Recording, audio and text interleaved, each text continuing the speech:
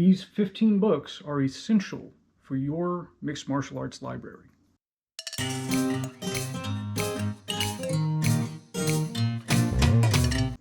Hi guys, my name is Joe and welcome to Fighting Words, the martial arts library.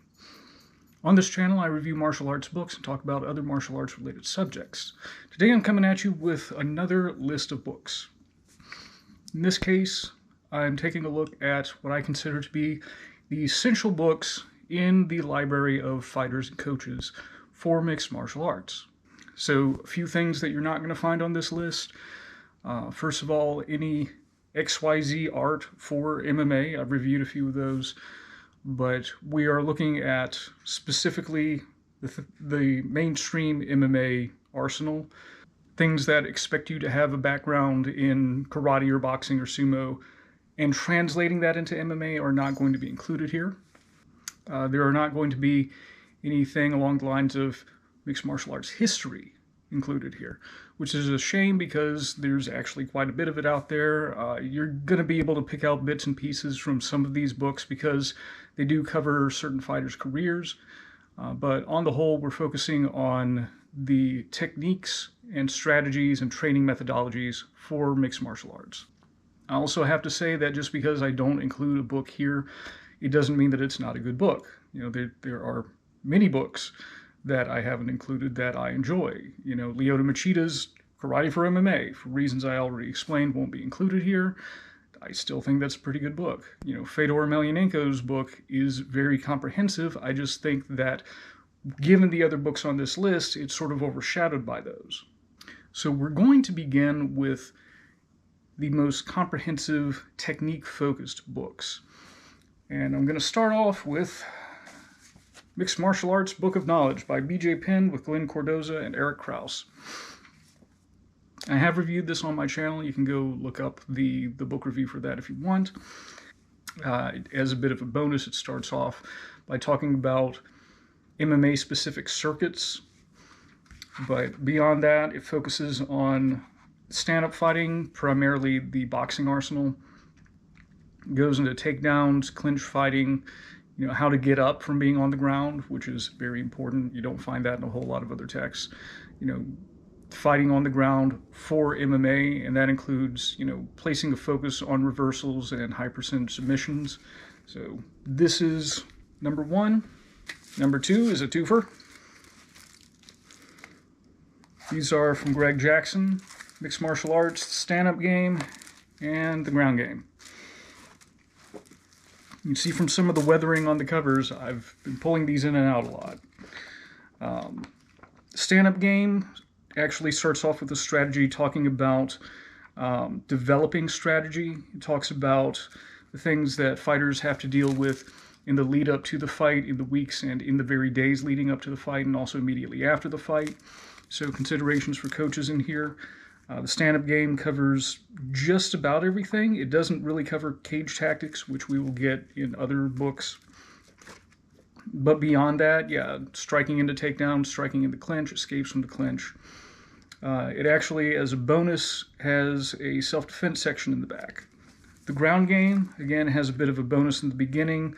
Sports nutrition guidelines. So this will be helpful in things like cutting weight. You know, there are... Spoiler alert, I got more of that in other texts coming up, but that is a nice bonus to have. And again, concerning the ground game, we're looking at it from a mixed martial arts perspective, so there's a lot of positions from which to unleash ground and pound. Again, the MMA guard game focuses as much on escaping back to the feet as it does looking for sweeps and submissions. So that's another good book. Books that I consider a pair, and I've reviewed both of these. That is The Grappler's Manifesto by Lance Freemuth and The Ultimate Mixed Martial Artist by Eric Krause. And these are similarly themed in that they take a variety of high-level fighters and coaches and show you their techniques covering given topics. So, for instance, this is covering the stand-up game, including takedowns and cage work. So, for instance, on the chapter on combinations, we have the likes of Sean Tompkins, the late coach Sean Tompkins. We have Sean Yarbrough, who's a Muay Thai fighter. We have Forrest Griffin, who was, MMA fighter, former UFC champion. And again, that's the stand-up game. So again, we're looking at basic strikes, striking combinations, clinch work, takedowns from a variety of sources. And again, I consider this a companion piece because, again, let's look at cross-body counters. We have Antonio Rodrigo Nogueira giving his piece of information. Forrest Griffin again showing up in here. Who is this? Oh, this is Greg Jackson. So again, having a variety of coaches and fighters giving their input on the things that they do from these various positions. So these just go over more and more of what we've had in the other books, but I think it is beneficial to have that variety, and it goes a little bit more in depth in some cases with some of these. Mixed Martial Arts Unleashed, I'm sort of including in this section because it's more of a general MMA book. I will tell you its greatest value is in the drills that it talks about. Like, it won't even illustrate all the techniques that it describes. However, it does discuss a number of different drills for fighting, everything from stand-up to clinch to groundwork. And these are things that coaches and fighters can incorporate, using like sumo drill to get used to your clinch pummeling and, controlling the clinch and things like that. And, passing versus submissions using the guard, So this gives, again, coaches and fighters a variety of drills to choose from, in addition to just generally doing a decent description of describing the fundamentals of fighting. MMA Instruction Manual by Anderson Silva on the Muay Thai clinch, takedowns, takedown defense, and ground fighting. I'm including this almost exclusively for the Muay Thai clinch. He does include things like striking into takedowns. There's what I would consider a bonus chapter on pad work for both matched and unmatched leads. In other words, if you both have the same foot forward and if you both have the opposite foot forward. I think that's a valuable chapter, but primarily this is the most in-depth that I've seen on Muay Thai style clinching, the Thai plum, body locks, things surrounding that. And so again, you have Anderson Silva, who was an incredible technician, especially in the clinch. He really took what Shootabox had taught him and sort of expanded on that. There's also cage work in here, again, striking into takedowns. Whew, this book has seen better days. I need to tape that up. Dirty Boxing for Mixed Martial Arts by Matt Lindland, Glenn Cordoza, and Eric Krause. Cordoza and Krause show up in a lot of these. They are rather prolific authors when it comes to the Victory Belt publishing company in particular. Dirty Boxing is boxing from a clinch tie-up, like a wrestling position. So whereas Anderson Silva's had focused more on the Muay Thai style of clinching, this is very much on the wrestling style of clinching. So included in here are entries into takedowns, finishing takedowns, transitioning from different clinch positions, which is incredibly valuable. Also, hooking up different clinch positions and unleashing strikes from there, transitioning from strikes into different clinch positions. And especially considering how much cage wrestling has become a big part of the meta these days. I think a book like this, where you're learning how to control the clinch and how to take people down from the clinch, can be incredibly valuable. MMA Mastery, Ground and Pound by Mark Hatmaker. NHB's #1 author. It says so right here. So this is the only book I have that focuses exclusively on ground and pound. You get a little bit of that with some of the general books that I've covered earlier. This is extensively on the ground and pound arsenal. But it also includes things like passing the guard, it includes drills for following the opponent, it includes things for maintaining a mount position, how to transition. There's a lot of that on there. So it's not just, here's the mount, here's 4 or 5 different strikes you can do from the mount. It's, Here's how to get into the positions you want to control. Here's the arsenal of strikes. Here's how to respond to the opponent's defenses. That's what you get with this book. Mastering Mixed Martial Arts, The Guard by Antonio Rodrigo Nogueira, with Glenn Cordoza and Eric Krause. I told you they'd show up. I have reviewed this before. This is in depth on the guard game for MMA, and it focuses a lot on off-balancing the opponent, finding striking opportunities. He has a system from which, I'm going for submission A. If that doesn't work, I'm going for submission B. If that doesn't work, the opponent has opened himself up to a sweep. So all this stuff works well together. It chains well together. You don't need to learn 50 different techniques from here. You're learning like 11 things that all go with one another like pieces of a puzzle. So considering how much the guard is sort of misunderstood and frankly sort of neglected in MMA, I think that this is an essential book. What we see a lot of these days is guys just holding on.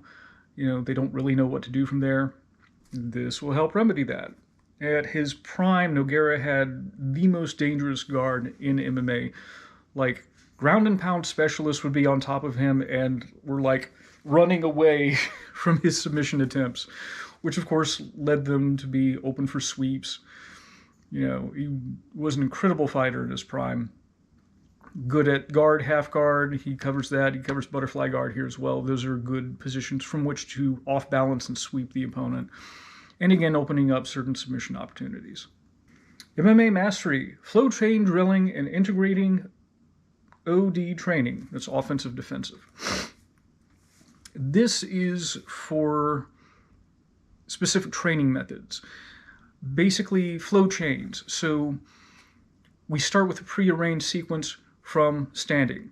I jab, my partner catches, he throws back across, I slip, shoot at the double, he sprawls, I duck out, take the back, so on and so forth. These are all prearranged, but they are all also high percentage. I think once one gets used to this style of training and these style of combinations, one can create one's own. Mr. Hatmaker definitely has things that he favors over others. You're going to see the reverse lever choke, also known as the Darce, show up here a lot. You're not going to see a whole lot of stuff from guard. He doesn't like playing guard. High kicks are out. That's not his thing. But if someone examines this book and the training methods therein, and they're fans of high kicks, they can start incorporating that into their training. Or defensives against high kicks, because mixed martial arts, you never know what you're going to get. The guy might have a background in Muay Thai or Taekwondo and try to kick your head off. So the drills in here by themselves are good, but I think they also can serve as a template for the students and coaches coming up with their own particular flow drills for that particular fighter or that particular match. Last one from Mr. Hatmaker. No Holds Barred Fighting, the Book of Essential Submissions. In this one, this is more downloading information. Mr. Hatmaker took a look at 640 fights from Pride and the UFC. They were the most recent fights that occurred at the time. And he examined them for what techniques are actually winning these fights. And you're getting that. You're getting the numbers. Boxing, punching, wound up winning a lot of the fights. So we have sections on boxing combinations. Boxing plus knees was another big factor. So that's included here as well. It's sort of lacking when it comes to the throws and takedown area, because takedowns by themselves, you got an occasional slam that would end in a knockout. But by and large, those weren't as big a factor, so that doesn't show up here because they were not necessarily fight enders. With that being said, once you get to the submissions, once again, as with his ground and pound book, he's showing not only different entries into these high percentage submissions, like the arm bar, like the triangle choke, like the rear naked choke, like the arm triangle. He's also showing drills for many of these, like, following the arm bar when the opponent tries to stack you up and defend against it. So it's important information to have, and there are also drills in here that are also very beneficial to fighters. Fightnomics by Reed Kuhn. I love this book because it's stats. It gives me actual numbers to go along with the information we've already known. So this is very revelatory when it comes to, again, the things that actually win fights, the factors in winning fights. For instance, a 2-inch reach advantage has shown to be statistically significant in primarily a stand-up fight. A reach advantage hasn't shown to really be statistically significant in a fight that spends most of its time on the ground. This is important information. If you find yourself at a reach disadvantage, maybe try to take the dude down. It's got little pieces of information like, are takedowns most successful out in the open, or in a clinch, or up against a cage? That information's in here. It also has unique pieces of information like, for instance, most submissions have a lower chance of success as the fight goes on, except for the knee bar, which has an increased chance of success as the fight goes on. So if you have a fighter who's good at submissions, is confident in their leg lock ability, maybe like toward the end of the fight, maybe you should start diving on some knee bar opportunities based on this statistical information. I think this was basically created to help people bet on fights, but I found it incredibly useful in driving how we are going to train and what we are going to train and what percentage we're going to train. It is a few years out of date. The original publishing date was 2013, so over a decade old. And there have been some changes in the meta. We see a lot more cage fighting. We see, people who are better at stand-up striking with a lot more feints, things like that. Some of the footwork has changed a little bit, but I think overall this is still a very good text to reference. Training and Conditioning for MMA, Programming of Champions. Guys, this is a science book, plain and simple. You can look at the list of the editors. These are not the authors. These are the editors. It has PhDs writing articles for this. And it is absolutely fantastic. Covers everything for, developing power endurance, for example. This is where a lot of the nutritional stuff comes in. It has things on injury prevention, exercises for all that stuff. I would say the only disadvantage of this, it's not difficult to read. You can sort of get in on the ground floor, and once you start getting into it, you can understand a lot of what's going on. I think one of the disadvantages is that unless you're in like a fully kitted out scientific gym, not all of the training methods they offer are going to be available to everyone. Like a dumbbell bench press, that's not too hard, but some of these other methods of training, they got some of these band exercises, but if you don't have something that can support that, that's out. Battle ropes, of course, those have become popular. Rope climb, not every gym has stuff like that. Certainly not every home gym.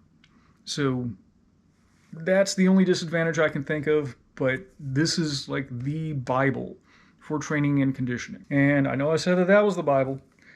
But here we are. Extreme Training by Randy Couture, Lance Freeman, and Eric Krause.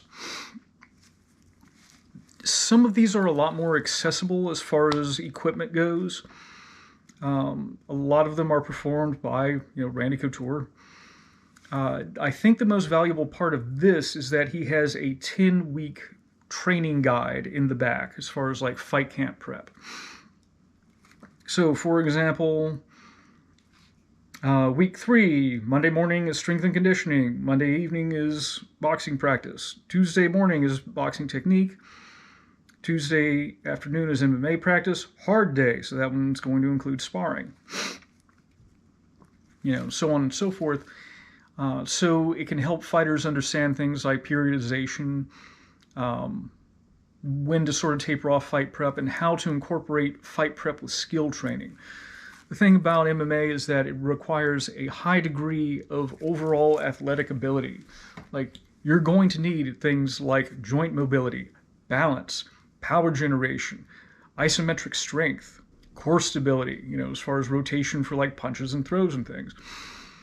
So there are so many factors that are important for the athletic side of things, but also it's still a very skill-based activity.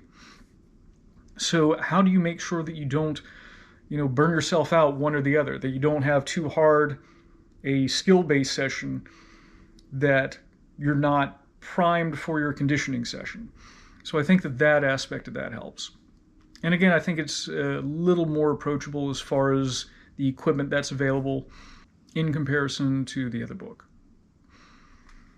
Whew. So that's all. That's 15 books total. Some of these are out of print. I'm going to give you guys a bit of a heads up. You can find some of them online on PDF. You can find a lot of the old Victory Belt stuff, which has gone out of print. You can find it on half-price books. Not all of them are going to be cheap, but they're going to be affordable for most cases. And I don't like really shouting out anybody who's not sponsoring me. I'm not sponsored by anybody. I think if you want to build your library, all of Mark Hatmaker's stuff is available, still in print. The other stuff, I put a lot of Victory Belt stuff in there because they're really good. Some of that's going to be hard to come by. If you want like the best fighter prep from A to Z, these are the books I would recommend. And again, there's a lot of good stuff that I'm leaving out. I just think that with this collection, it makes some of those other ones kind of redundant. But this covers everything from, planning about what you're going to do on fight day from Jackson's stuff to, the nutrition side of things to, strength and conditioning to cage fighting, which is sort of a new thing, fighting up against the wall. Defensive and offensive fighting on the ground, which is sort of a neglected art at this point. I, of course, would also recommend, beyond this, it's always good to get in-depth in other specific martial arts. I'm leaving out a lot of good stuff, like books on boxing, books on wrestling, books on Muay Thai, books on submission grappling. There's a lot of good material out there. This is a really good start. If you get these books, if you study the material in depth, if you incorporate that into your training, then I think that one will be very well prepared from top to bottom, from A to Z, for a mixed martial arts training camp for fight prep. Anyway, that's all I got. If any of these stood out to you, please let me know. I'll see if I can get around to reviewing some more of them. Essential Submissions, I've started on a book review for that, so that's coming eventually. If there are any that you would add, of course, I'm always encouraging you guys to let me know what your book recommendations are. I got a lot of books. I don't have them all. I like them all. So let me know. Let me know what you see. Let me know what you don't see that you think would be good. And give me your thoughts. What sort of resources do you use in your training? And that's all I have for now. I'll talk to you later. Bye.